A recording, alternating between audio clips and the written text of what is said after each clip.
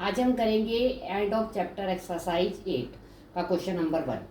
Find the 31st term of an AP whose 11 term is 38 and 16 term is 73। You have find out the 31st term of AP.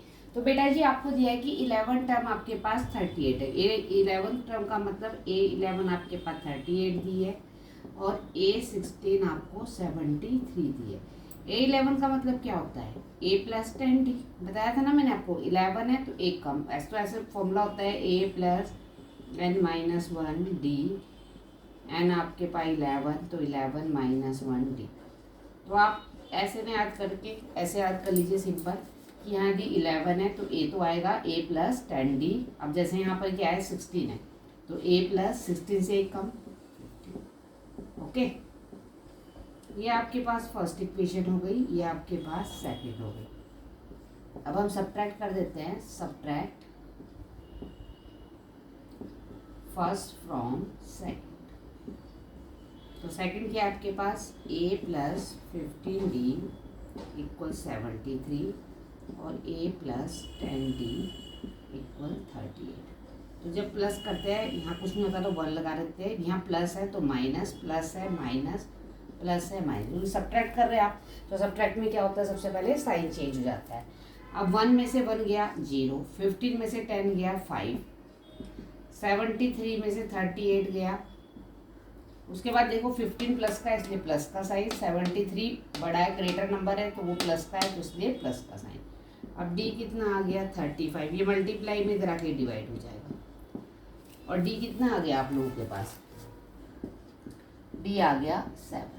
ठीक है, now putting the या substituting the value of, substituting कर दो या putting लिख दो एक ही बात है। Putting the value of D in equation, दोनों में से किसी भी इक्वेशन में पुट करोगे आंसर सेम आएगा।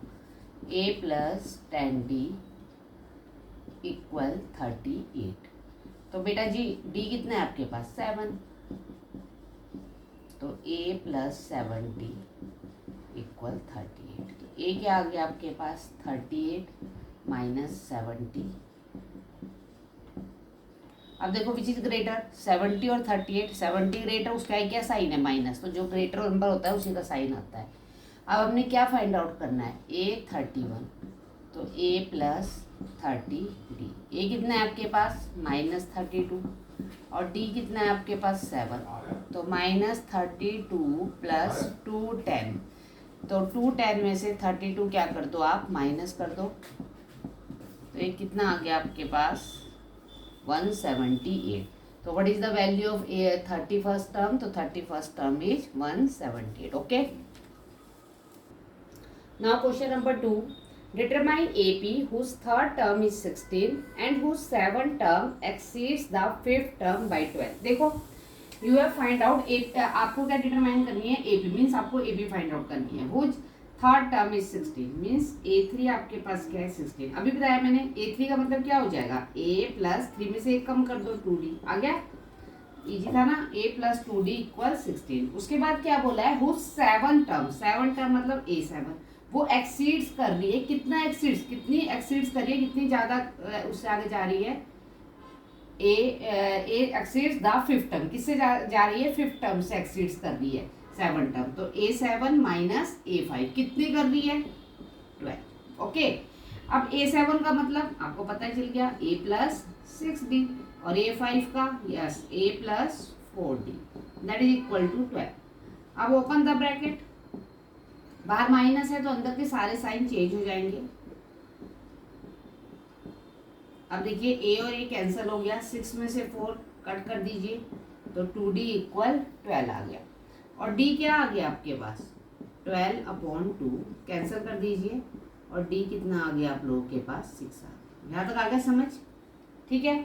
अब इसमें इक्वेशन 1 मान लेते हैं। Put in the value of D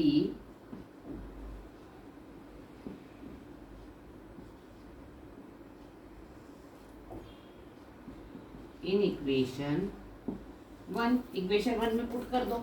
equation के 1 क्या है A प्लस 2D इक्वल 16। अब D कितना आ गया आप लोगों के पास 6, तो a प्लस 12 इक्वल 16 और a कितना आ गया बच्चों 16 माइनस 12 तो a आ गया आपके पास 4।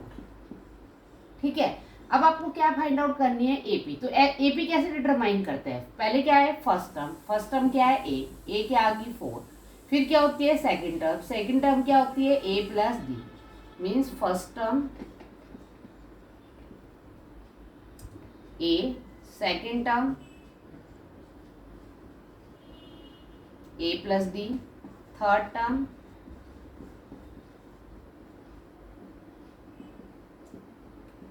ए प्लस 2d। तो a प्लस डी का मतलब 4 प्लस 6 10, a प्लस 2d का मतलब 4 प्लस 2 इंटू 6, तो 4 प्लस 12 कितनी आ गई बेटा 16।